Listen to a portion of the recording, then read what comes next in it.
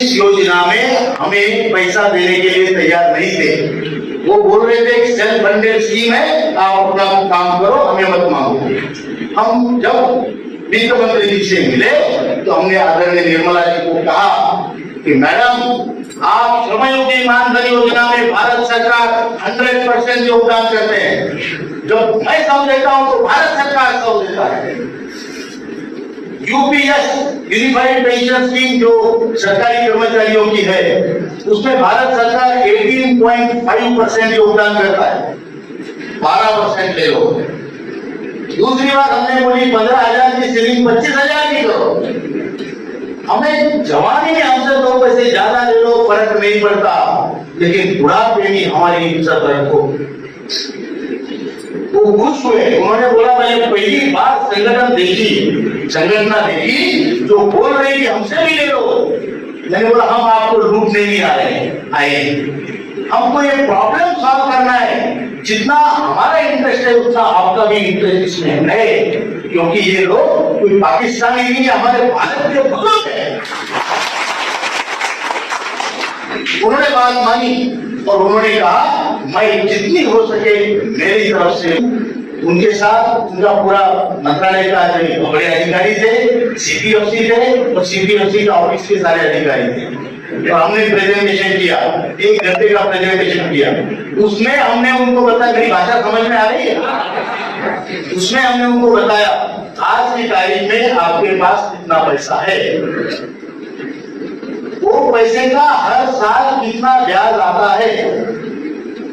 जो 7.5 करोड़ कार्यरत कर्मचारी है, कार्यरत कामगार है, वो कितना उसमें योगदान करते हैं, उनका कितना कॉन्ट्रीब्यूशन हर साल आता है, और ये दोनों में कितना ब्याज होता है, कितना इंटरेस्ट होता है, और इंटरेस्ट का हमें आप कितना पेंशन के तौर पर बांटते हो। असल तो हम रहा है, कॉन्ट्रीब्यूशन हो रहा है, लेकिन जो इंटरेस्ट आ रहा है उससे एक बहुत 50 रुपए दे दो, 100 रुपए दे दो। एक बाप हाथ फैला रहा है, वो बेटा 1 दिन देगा, 2 दिन देगा, तीसरे दिन उसकी बीवी उसको बुलाएगी, बोलेगा क्या कारोबार लगा रखा है। बराबर ही है। अगर बहू हमारे सामने थाली पटकते तो हम बोलने की हमारी हिम्मत नहीं है।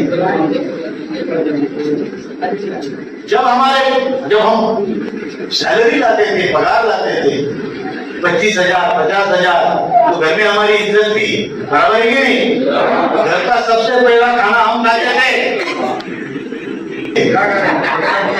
और ऊपर का जो कॉल है वो मिस कॉल नहीं होता। मिस कॉल होता है क्या? नहीं होता, वो सीधा होता है। तो ऊपर का कॉल, हम लोग अगर चले गए तो बेटा बोलेगा बुढ़ा गया तो मेरे को 15,000 का चूना लगा देगा, पूरा इसका 13वां दिन नहीं रहेंगे, बराबर है। लकड़ी भी ज्यादा नहीं खरीदेंगे, टायर में जलाएंगे, बराबर है। और वही पैसा आप बैंक में डालो तो आपको ब्याज मिलेगा और मिनिमम पेंशन बड़ा मिलेगा।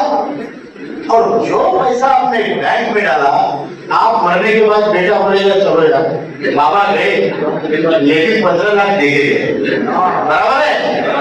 आप थोड़ा लकड़ी खरीदते हैं, बराबर है।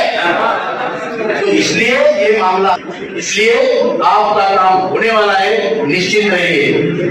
आपकी आरोग्य सुविधा मिलेगी। आरोग्य सुविधा के बारे में मंत्री जी ने कहा कि आपको 70 साल के बाद आयुष्मान भारत मिलेगी। मैंने बोला सर, कामगार होता है ना, वो 58 में रिटायर होता है, तब तक उसका पूरा जूस निकाल लेते हैं, बराबर है कि नहीं। उसके जान अंदर होते हैं, बराबर है। हमको 58 से सुविधा चाहिए। तो उन्होंने कहा कोई ज्यादा डिफिकल्ट बात नहीं है, 12 साल का गैप है 58 से 70, वो हम ईएसआई से भर देंगे, एम्प्लॉय स्टेट इंश्योरेंस स्कीम से उसको भर देंगे और आपको 58 से पेंशन मेडिकल सुविधा मिलेगी। इस पर वो प्रिंसिपली एग्रीड हुए। फिर उसके बाद भी उन्होंने एक बार बुलाया, अभी 19 तारीख को बुलाया, और 19 तारीख को कहा कि आप जाओ अपने लोगों को बोल सकते हैं कि कि आपका काम मिशन मोड पे हो रहा है।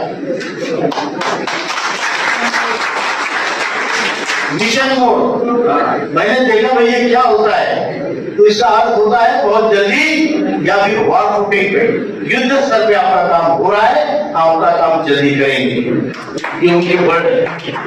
इसलिए मैं कहता हूँ 7,500 महीने बनता हमको मिलेगा।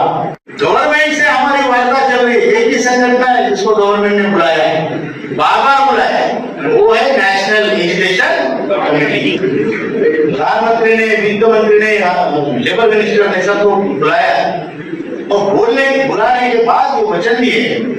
अब उसके बाद कुछ संगठन आपने देखा होगा, कोई होता है इनको 5,000 दे दो। अरे यार मेरे को समझाओ, ट्रेड यूनियन किसलिए होती है?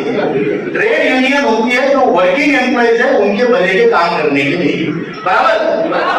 जब हम रिटायर होते हैं तो मैं आपको कहना चाहता हूँ, मैं यहाँ पे आया हूँ, भगवान के द्वार आया हूँ, जगन्नाथ जी के, और मेरे जगन्नाथ तो यही बैठे हैं।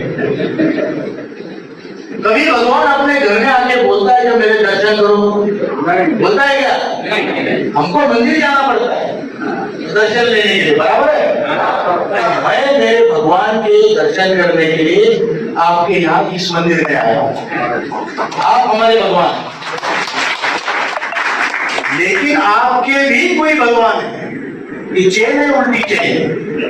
जब मैं अपने भगवान के दर्शन करने आया हूँ तो आपके भगवान कौन है? ना, जो यहाँ तक नहीं आ पाए, जो बीमार है, जिसके पास पैसा नहीं है, या जो अहंकारी है, वो आपके भगवान है। विभूति जी बराबर है, उनके पास जाओ, बड़ा संगठन बनाओ, और जैसे रथ साहब ने कहा है 2 महीने में बहुत बड़ा सम्मेलन करो। जरूरी है, आपकी ताकत आप खुद हो, आपका संगठन है। इसीलिए कहता हूं कि हम सब एक है, हम कर्म के हिसाब से जमा हुए हैं, क्योंकि हम कामगार है और हमारा ढाका कर्म का नाम है, कर्म का रिश्ता है। इसलिए हम सब